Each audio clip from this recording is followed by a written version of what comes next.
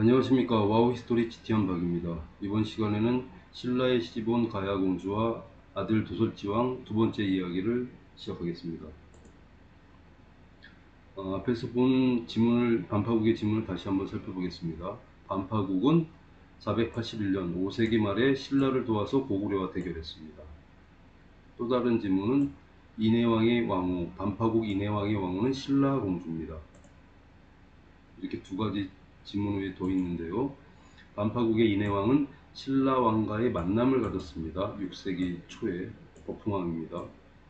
어풍왕은 지난번 얘기처럼 카바드 1세였습니다. 도솔지왕이 있는데요. 도솔지왕은 인해왕, 반파국 인해왕과 신라 양화공주의 아들입니다.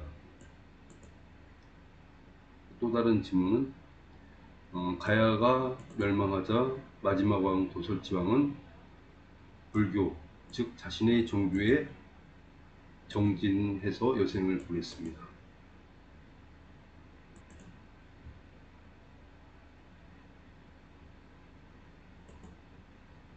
코카셔스 왕국 이베리아. 이 코카셔스는 지금 이란의 북서쪽에 있는 나라인데요.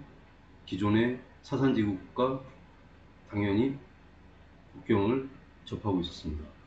그럼 이베리아 왕국의 이야기를 들어보도록 하겠습니다. 사산제국의 페로즈 1세는 훈, 헤프탈과 세 차례 큰 전쟁을 벌였는데요. 첫 번째 전쟁에서 패하자 페로즈 1세는 두 번째 전쟁에 이베리아 왕국이 참전을 요구했습니다. 그래서 이베리아 왕국 바흐탄 1세는 요청을 받아들이고 전쟁에 참전했습니다. 즉 4세기 말에 사산을 도와서 훈과 대결한 왕국이 이베리아 왕국이었습니다. 우린 반파국이었죠. 그럼 바흐탕 1세의 왕은 누군지 보겠습니다. 바흐탕 1세의 왕은 사산제국의 공주입니다. 페루즈 1세의 동생이자 페루즈 1세의 전 황제였던 호르즈미드 3세의 딸이 바흐탕 1세의 왕후입니다.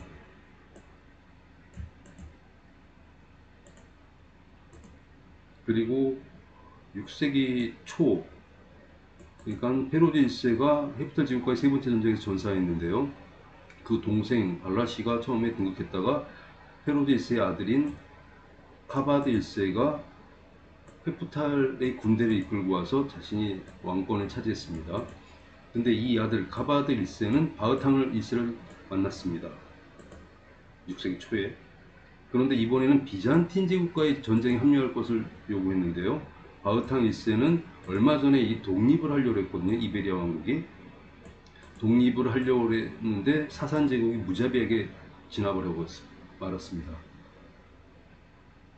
그 감정이 남아있었기 때문에 당연히 카바드 1세의 전쟁 참여를 갖다 바흐탕 1세는 거절을 하고 말았습니다. 결국은 이제 이베리아를 갖다 사산제국에 침공을 했는데요. 이 사산제국의 바흐탕 1세의 아들이 누군지 확인을 해보면 다치왕입니다. 다치. 이 다치왕은 바흐탕 1세하고 그 사산 공주인 발렌덕 공주의 아들입니다. 근데 이 다치는 조지아어로는 다칠리라고 합니다. 불운한 왕인데요. 이 다실리 왕은 정치적 기반이 카케티, 조지아로 카레에 있는 에자르마라는 지역의 그 정치적 기반을 근거하고 있었습니다. 사산제국이 이베리아 왕국을 갖다 병합을 하게 됐는데 결국은 나라를 이르는 다실리 왕은 카케티, 자신의 정치적 기반인 카케티 에자르마로 가서 자신의 신앙인 그리스도에 정진을 하며 여생을 보냅니다. 이렇게 이베리아 왕국의 이야기를 들어봤는데요. 이제 검증할 시간입니다. 반파국과 이베리아 왕국이 동일한 지문을 갖고 있으면 당연히 동일한 나라고 사산제국은 신라가 됩니다. 검증해 보겠습니다. 반파국과 이베리아. 반파국은 5세기 말에 신라를 도와 고구려와 대결했습니다. 이베리아 왕국은 5세기 말에 사사느와 훈과 대결했습니다. 이 훈이 뭐냐 하면 앞에서 본 눌지격 황제를 갖다가 도와서 등극시켜준 왕국입니다. 고구려의 역할을 그대로 하고 있습니다. 이거는 나중에 고구려 할 시간에 훈 자체가 고구려라는 걸 갖다 밝혀보겠습니다. 고구려도 오부로 돼 있었고 훈도 오부로 돼 있었습니다. 그 중에 헤프탈이 그 오부 중에 하나입니다. 두 번째 질문을 보면 이내왕 반파국 이내왕의 왕후는 신라공주였습니다. 호조의 딸이었죠. 이베리아 바흐탕 1세 왕후는 사산공주입니다. 호르디누드 3세의 딸이었습니다. 같은 동일한 지문을 갖고 있습니다. 다음 지문을 보시겠습니다. 신라왕과 6세기 초에 만났습니다. 그 이후에 동맹이 파기되고 신라는 대가를 멸망시켰는데요. 이베리아 왕국도 사산 황제하고 만남을 가졌는데요. 카바드 1세는 버풍왕, 즉 모득지라고 했습니다. 동일한 사람을 바흐탕 왕이 만났는데 전쟁 참여를 갖다가 거절하자 사산 제국은 이베리아를 침공했습니다. 이 이내왕의 아들, 이내왕의 똑같은 지문을 갖고 있는 이내왕의 아들은 도설지왕입니다. 즉 이내왕과 양화공주, 신라 양화공주의 아들이고요. 이 바흐탕 1세하고 사산공주의 아들은 다실리왕입니다. 도설지, 다실리. 동일한 이름입니다. 동일한 이름. 이 도설지왕은 어떻게 됐냐?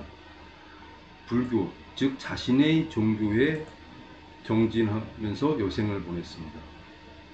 가야산의 월광.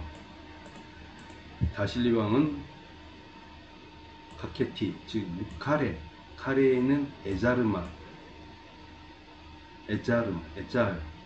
이 월광을 갖다가 에자르마에서 왔는지는 좀 약간 애매한데요.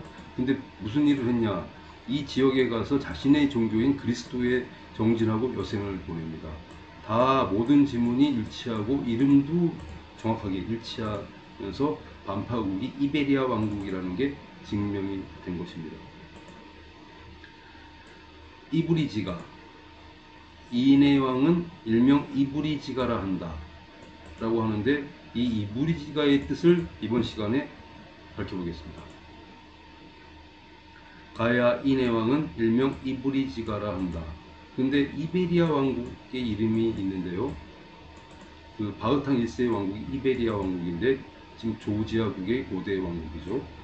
이베리아 왕국은 이베리카 라고 칭하고 있습니다. 아르메니아, 조지아 이런 곳에서. 즉 이브리지가는 이베리아를 차용한 것입니다. 이브리크 동의어입니다. 이브리지가는 왕국의 이름이었던 것입니다. 그럼 이내왕은 뭐냐? 이내왕도 이베에 차용한 걸로 보이고 실제 왕의 이름은 바흐탕 왕이었습니다. 그러면 반파국은 어디서 왔냐?